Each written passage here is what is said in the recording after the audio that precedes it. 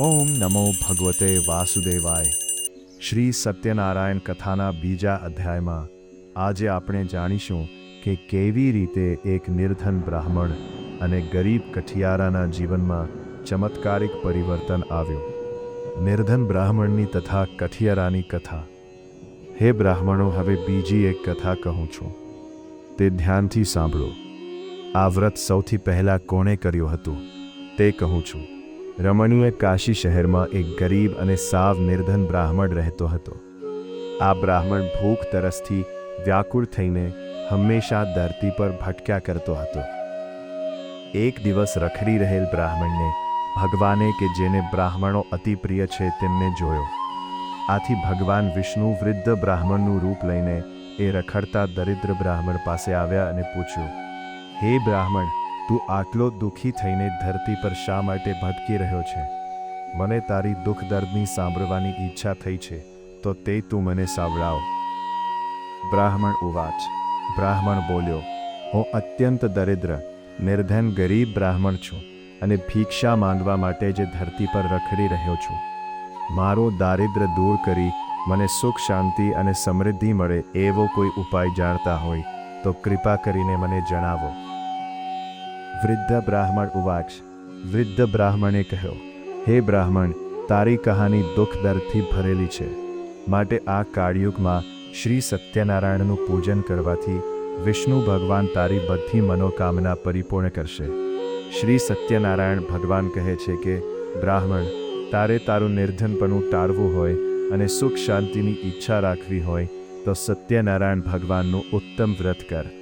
વ્રત અને પૂજન શ્રદ્ધાપૂર્વક કરવાથી થોડા દિવસમાં જે તું નિર્ધન મટીને ધનવાન બની જઈશ. નિર્ધન બ્રાહ્મણને શ્રી સત્યનારાયણનું વ્રતની વિધિ વિધાન વિગતવાર સમજાવીને ભગવાન સત્યનારાયણ દેવ અદૃશ્ય થઈ ગયા. અને એ બ્રાહ્મણે ત્યાં જ ઊભા મનમાં તરત જે સંકલ્પ કર્યો કે મને જે વૃદ્ધ બ્રાહ્મણે વ્રતની વિધિ વિધાન સમજાવી છે એ વ્રત હું અવશ્ય કરીશ. જે આવો નિર્ણય કર્યા પછી એ દરિદ્ર બ્રાહ્મણને રાતે ઊંઘ પણ ન આવી. બીજા દિવસે સવારે વહેલો ઉઠી નાહી ધોઈ તૈયાર થઈને એ દરિદ્ર બ્રાહ્મણે મનોમન નક્કી કરી નાખ્યું કે આજે તો આ વ્રત અવશ્ય કરીશ. જે આવો દ્રઢ નિર્ણય કરીને નિર્ધન બ્રાહ્મણ ભિક્ષા માંગવા માટે ગયા. એ દિવસે દરિદ્ર બ્રાહ્મણને ભિક્ષામાં રોજ કરતાં 2 ગણું કે સવાયું દ્રવ્ય મળ્યું. આથી આ દ્રવ્યથી તેને પોતાના સગામ વહાલા મિત્રો સાથે શ્રી સત્યનારાયણ દેવનું વ્રત કર્યું. આ પ્રમાણે પૂર્ણ ભક્તિભાવ અને શ્રદ્ધાપૂર્વક શ્રી સત્યનારાયણ ભગવાનનું વ્રત તથા પૂજન કરવાથી થોડા જ વખતમાં દરિદ્ર બ્રાહ્મણ દુઃખમુક્ત થઈને અગણિત સંપત્તિનો માલિક થઈ ગયા. શ્રી સત્યનારાયણ ભગવાનના વ્રત અને પૂજનનો આ કાળયુગમાં બહુ મોટો પ્રભાવ છે. શ્રી સત્યનારાયણ ભગવાનના વ્રતના એટલું ઐશ્વર્ય આપવાનું સામર્થ્ય છે. ત્યારબાદ એ નિર્ધન બ્રાહ્મણ દરેક મહિનાની પૂર્ણિમે શ્રી સત્યનારાયણનું વ્રત કરવા લાગ્યો. શ્રદ્ધાપૂર્વક ભગવાનની પૂજા ભક્તિ કરવા લાગ્યો. આ પ્રભાવથી બ્રાહ્મણના સગળા પાપો નાશ થઈ ગયા અને અંતે અત્યંત દુર્લભ મોક્ષ પદ પામ્યો. પૃથ્વી પર રહેતા માનવીઓમાંથી કોઈ પણ શ્રી સત્યનારાયણનું વ્રત પૂજન ભાવપૂર્વક કરશે તો તેના સઘળા મનોરથો પૂર્ણ થશે, તેના સઘળા પાપોનો નાશ પણ થશે, સુખ શાંતિ અને વૈભવ પ્રાપ્ત થશે. હે ઋષિઓ, શ્રી સત્યનારાયણે નારદ મુનિને સત્યનારાયણના વ્રતની વાત તથા તેના મહાત્મ્યની જાણ કરી.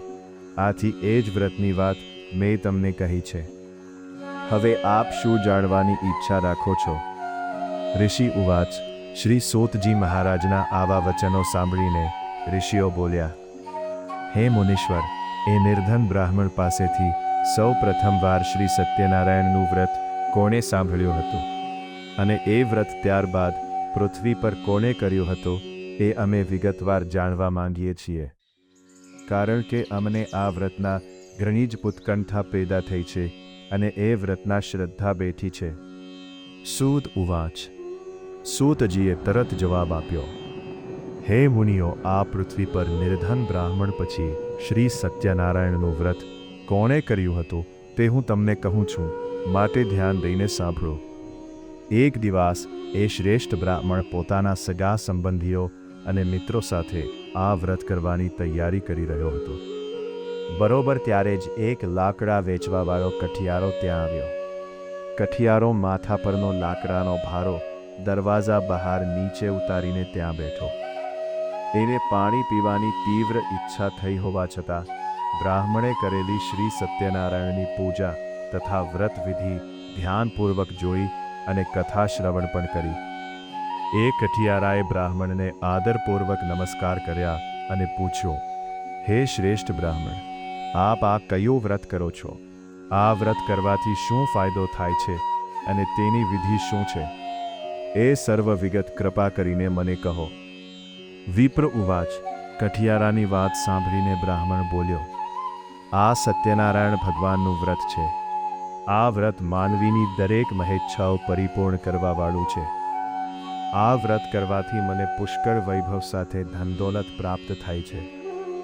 બ્રાહ્મણ પાસેથી શ્રી સત્યનારાયણના વ્રતની સંપૂર્ણ માહિતી જાણ્યા પછી પ્રસાદ આરોગી પાણી પીને એ કઠિયારો અતિ આનંદ સાથે શહેર તરફ રવાના થયો. તે ગરીબ કઠિયારો અતિ ઉમળકાથી શ્રી સત્યનારાયણ દેવનું મનમાં સ્મરણ કરતો કરતો વિચારવા લાગ્યો કે આજે શહેરમાં મારો આ લાકડાનો ભારો વેચાઈ જશે તો મને તેમાંથી થોડું ધન મળશે. એ ધનમાંથી હું શ્રી સત્યનારાયણ દેવના ઉત્તમ વ્રતની પૂજન સામગ્રી લઈશ અને વ્રત કરીશ.